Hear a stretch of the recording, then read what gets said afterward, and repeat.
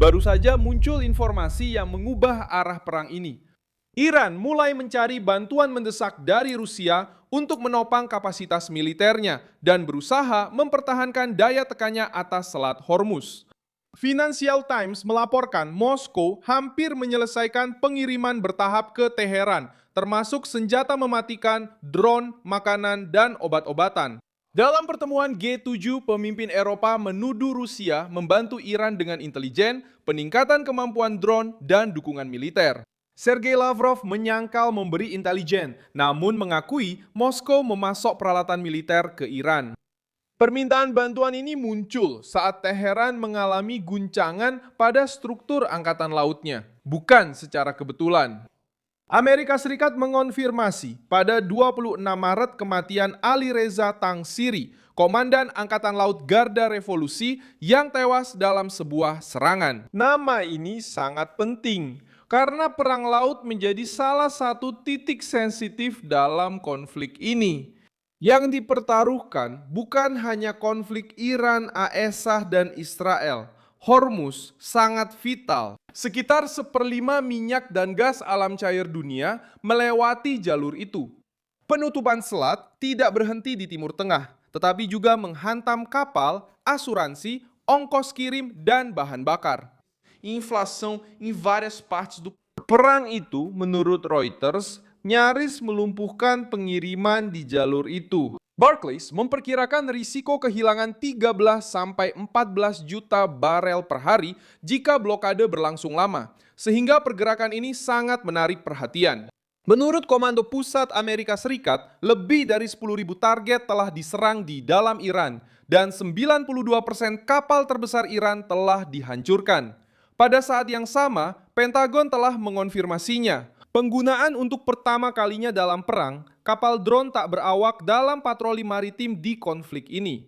Bagaimana ini dilakukan? Dengan kombinasi serangan udara, tekanan angkatan laut, intelijen, dan teknologi otonom. Washington berupaya membatasi tindakan Iran di laut tanpa hanya mengandalkan kapal berawak. Donald Trump menyatakan telah menerima hadiah besar dari Iran dalam konteks ini.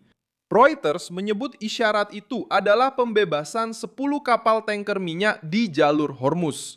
Gedung Putih memperpanjang jeda serangan ke pembangkit listrik Iran hingga 6 April.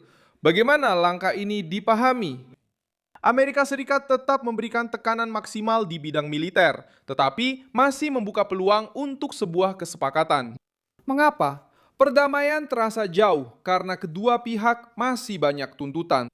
Usulan Amerika yang dikirimkan ke Iran melalui Rusev lewat Pakistan mencakup penarikan uranium yang sangat diperkaya, penghentian pengayaan, pemangkasan program rudal balistik, dan pengurangan dukungan Iran terhadap kelompok bersenjata di kawasan tersebut.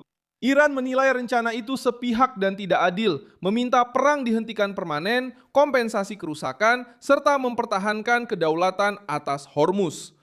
Artinya, ada pertukaran pesan, ada mediasi, tetapi belum ada yang nyata.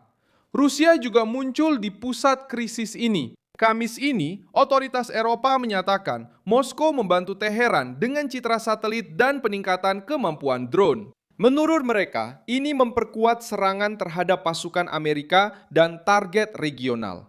Kremlin membantah. Namun, isu ini tetap menjadi tuntutan di pertemuan G7.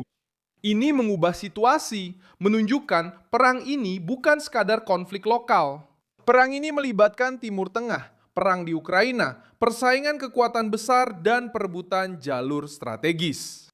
Pihak-pihak utama dalam konflik ini meliputi Iran, Amerika Serikat, Israel, mediator seperti Pakistan, serta secara tidak langsung Rusia dan negara-negara besar Eropa.